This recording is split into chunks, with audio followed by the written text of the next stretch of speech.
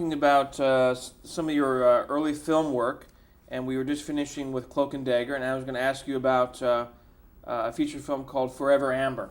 Yes. Well, that was, of course, a enormously successful book that was generally considered somewhat trashy. And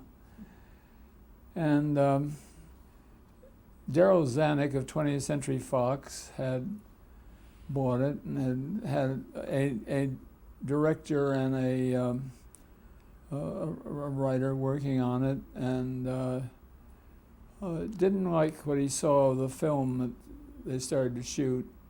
He finally called off the project as it was going and asked Otto Preminger to take over. And Otto said he would only do it if I were collaborating on the script and a rewrite.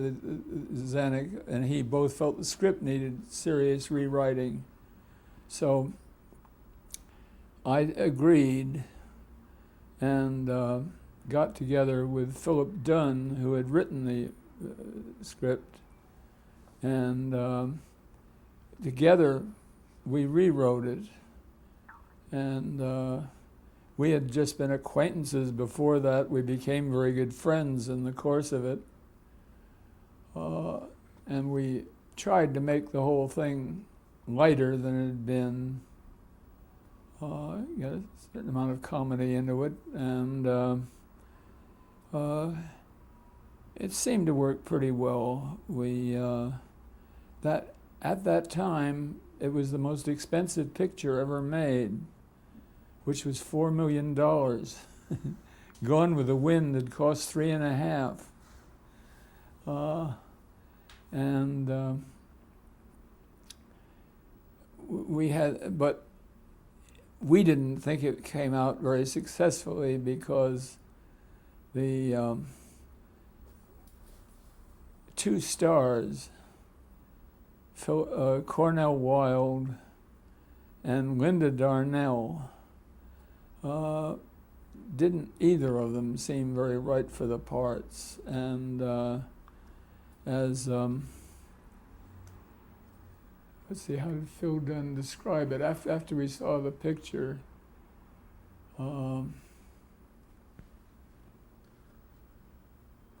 he said, gee, I don't, you don't remember that, do you? Yeah, it had something to do with What? immovable object. Immovable object? The what? One of the things that he described, one of them was an immovable I can't. object. One of them was an immovable object. Oh, that's right, that's right. Phil Dunn said the way it was played by Wilde and Darnell, it was a resistible force against a movable object. But nevertheless, I think it made its $4.5 million back. And we had some fun on it. More fun writing it than watching it. Well, then after that, you were subpoenaed in the before the House Un-American Activities Committee. Well, it wasn't so soon. September. Oh, wait a minute. Yes, it was. September of '47. Yeah, yes. We just it was still shooting Forever Amber then. And Frances had been married to my brother David, who was killed as a correspondent in Germany in 1944. And Frances and I got married in 1946.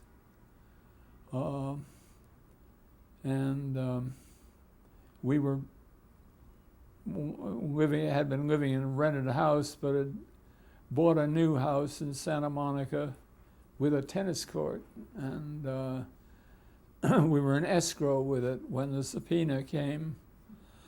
And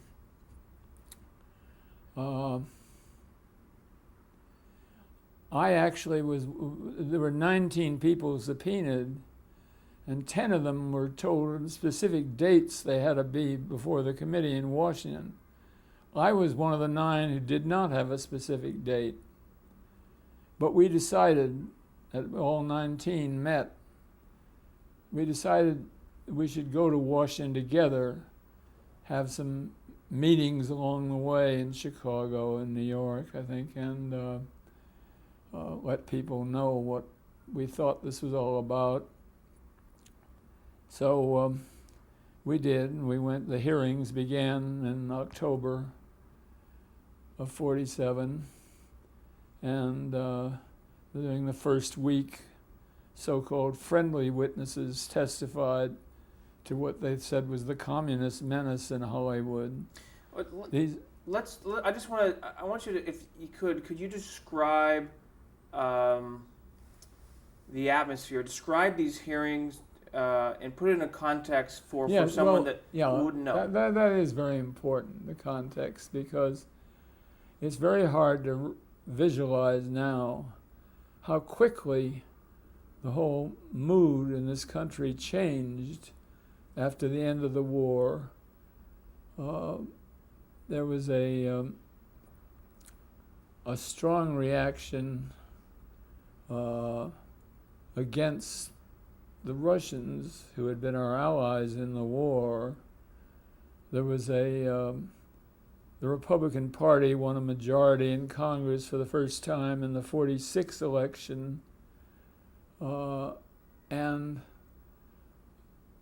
because of the announcement and the use of the atomic bomb and the fact that the Russians were trying to develop one themselves, there was a lot of hysteria about the possibility of a nuclear war, a completely crazed idea that the Russians might attack us, because the last thing the Russian government wanted to do at that time would be to attack America, which would have, they knew was stronger. But some people in America thought the thing to do, we should use our nuclear superiority while we had it to dominate them and threaten to bomb them into submission. This was the beginning of the Cold War, and in a way the beginning of McCarthyism in this country, although McCarthy himself had not yet appeared on the scene. So that by the time these hearings were announced and began, probably the majority of the newspapers in this country were sympathetic to the committee.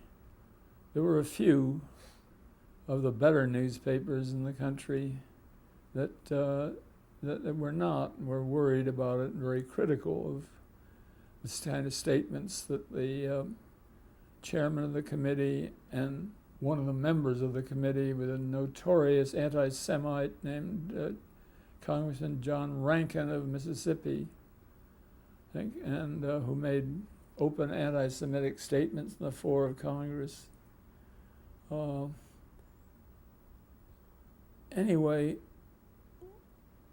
we decided to go as a group to Washington, and we sat through this first week of listening to Jack Warner of Warner Brothers, Louis B. Mayer of MGM, a couple of other executives, actors, Robert Taylor,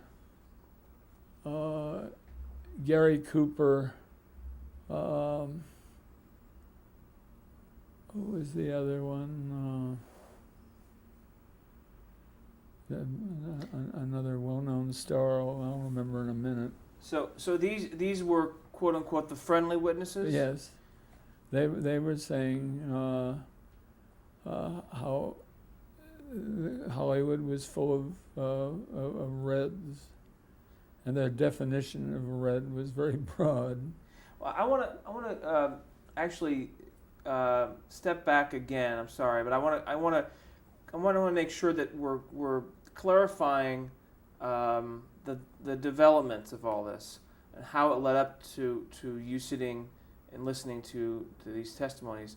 When did you first hear about the House committee? Un-American Activities Committee. Well, after the Republicans won control of Congress in '46, there was a vote on a motion by Congressman Rankin to make the Un-American Activities Committee, which had really been set up during the war to look into Nazi activity, to become, instead of a temporary committee of the House, to become a permanent committee of the House, and to devote its attention to the communist menace. They held hearings in Los Angeles in the spring of '47. They were held in private. They were not public hearings. Nobody knew what was testified there. We just knew that generally the same people who later became the friendly witnesses in Washington had testified, and they were giving more or less the same testimony the second time. There was Ginger Rogers' mother, Leela Rogers, who testified that in a script written by one of the subpoenaed witnesses, Dalton Trumbo, that Ginger had played in, there was a line, one of the women said, "Share and share alike, that's democracy." And Leela Rogers said, "That's not democracy, that's socialism." And he was getting it in under false pretense. And Ayn Rand, who had this very popular book, right-wing book on her philosophy, and who had become a figure in Hollywood, testified that she had lived in the Soviet Union from the time of the revolution till about 1928, I think it was. And these pictures that were being made in Hollywood, like North Star by Lillian Hellman, like Mission to Moscow, and made by Warner Brothers, and picture MGM made that Paul Jericho and Richard Collins had written, think of the name, that they all showed things that were wrong, like they showed children in Russia smiling. And from the revolution till 1928, she had never seen a smiling child in the, and a lot of crazy stuff like that. So the committee was created after the war, or for the war, but the role of communism in the 1930s in America was different than we now see it, right? I mean, what did people think of communism in the 1930s in America? Well, what communism there was really grew out of the Depression. There had been a very small Communist Party, but it got much larger during the Depression. They were simply concerned with all the same issues that other liberals and left Democrats were, which had to do with unemployment and programs like some of the New Deal programs, expanding them. It was what?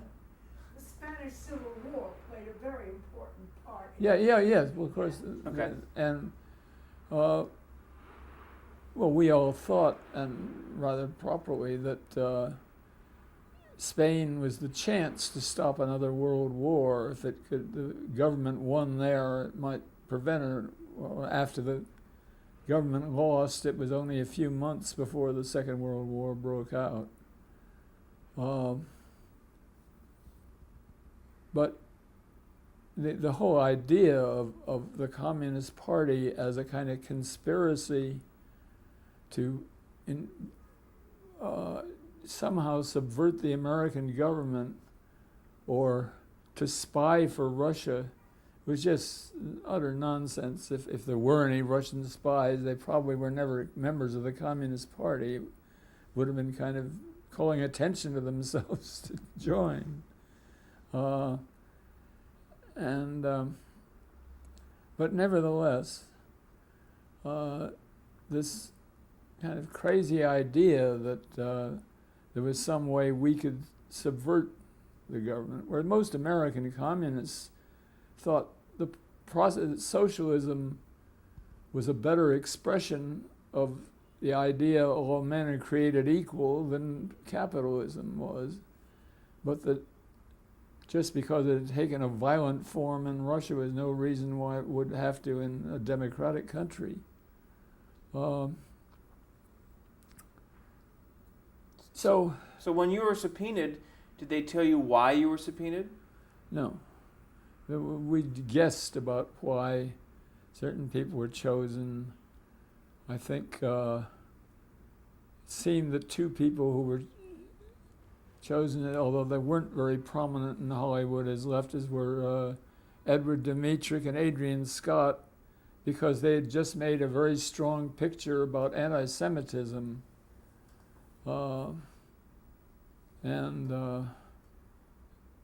Their names were added to the list. But how about you, though? I mean, how about you? What did you? Well, I had my name had been on a number of petitions of various sorts and statements about Spain, and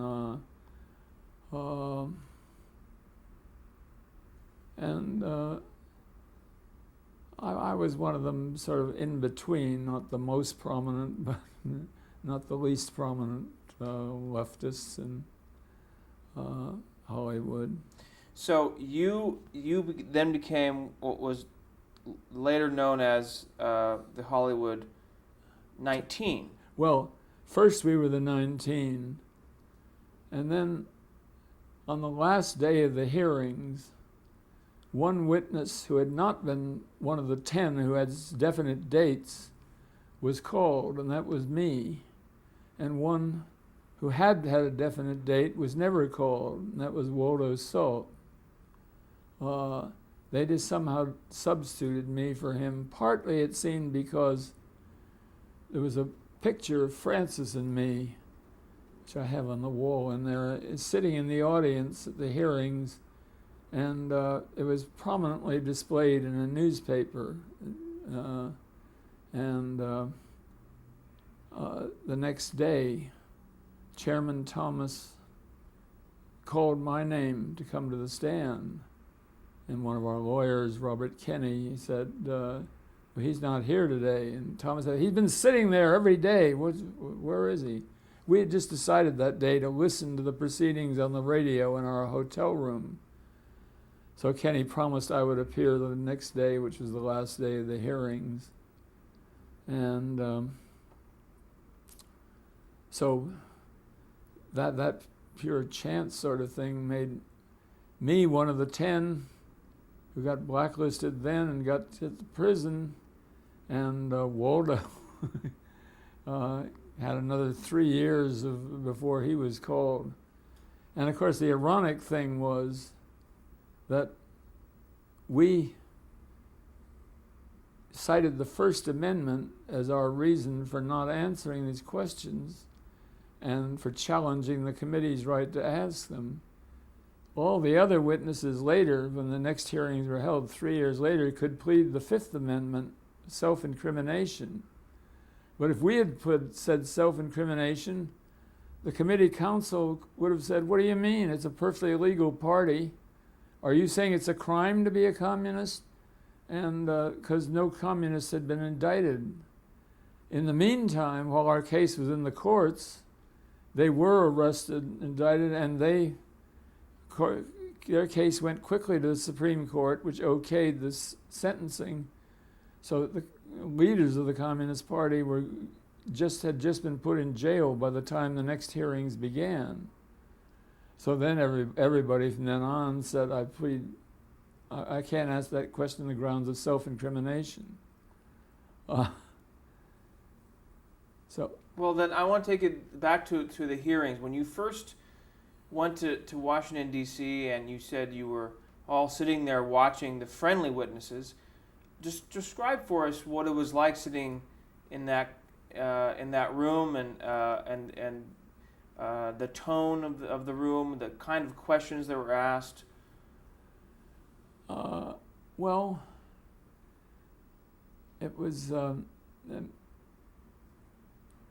committee. All the committee members who spoke, some of them didn't, but Richard Nixon was a member of the committee, and Rankin, as I said, although he wasn't there at these hearings. And Thomas himself, particularly, and the committee counsel, all spoke as if there were certain things were just given true beyond any doubt, and they were that communism was a complete betrayal of Americanism and was being tools of the Russians, and that we had all sorts of hidden purposes in mind, like inserting lines in movies like the Sharon Cheryl, like that's democracy. And because it was so one-sided, it was kind of a frightening atmosphere. And to hear these witnesses going on one after the other about what they said was a menace, and some of them, these actors, talked about other actors in the Screen Actors Guild whom they were sure were communists. And a writer witness did more or less the same about the Screenwriters Guild.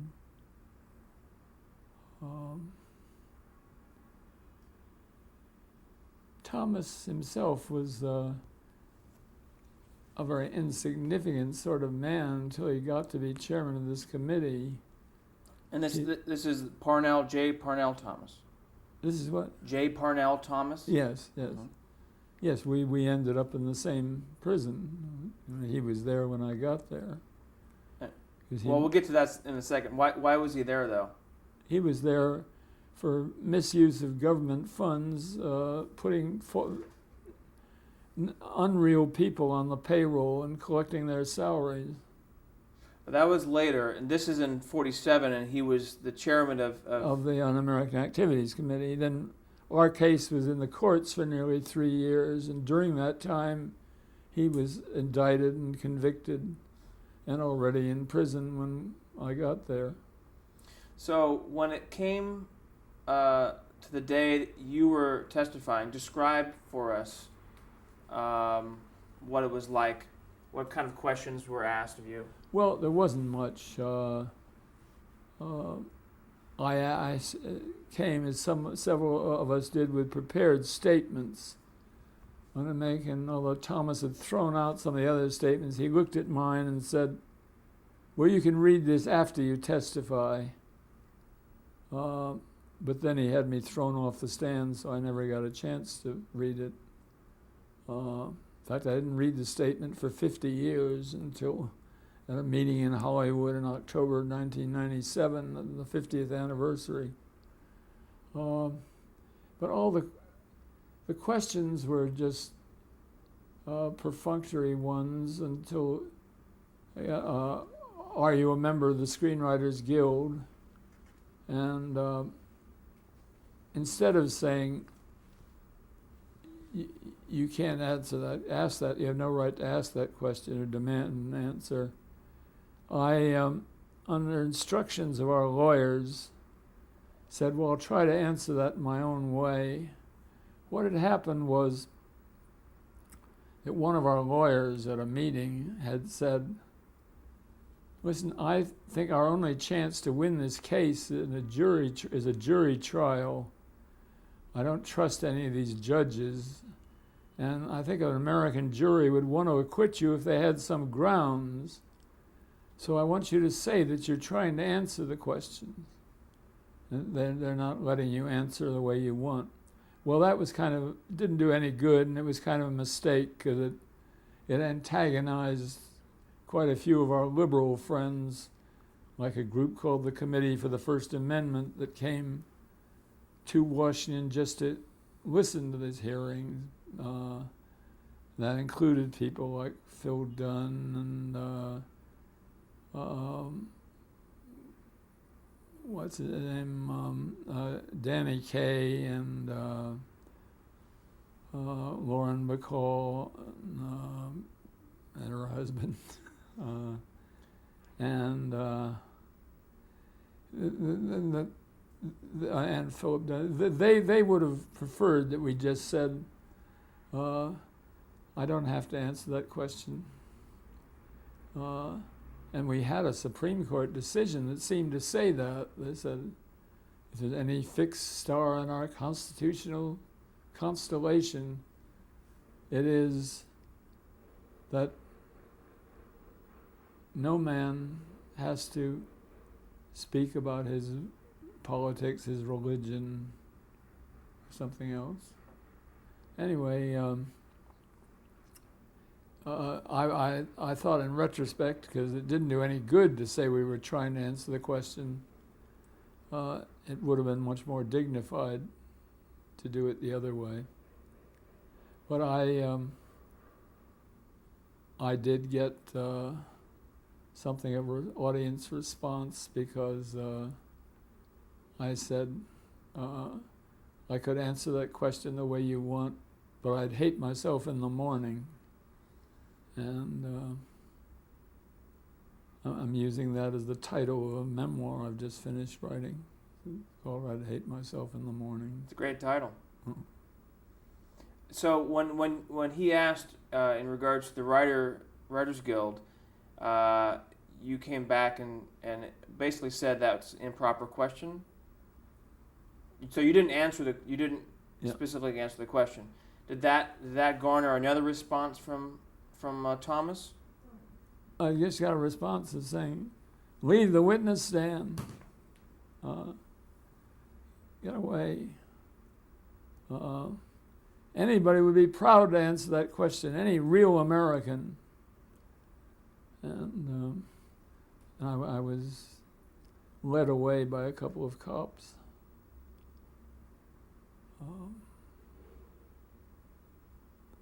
And then it was only a month after that, the motion picture companies met and declared that all 10 of us were blacklisted. And we'll change tapes there.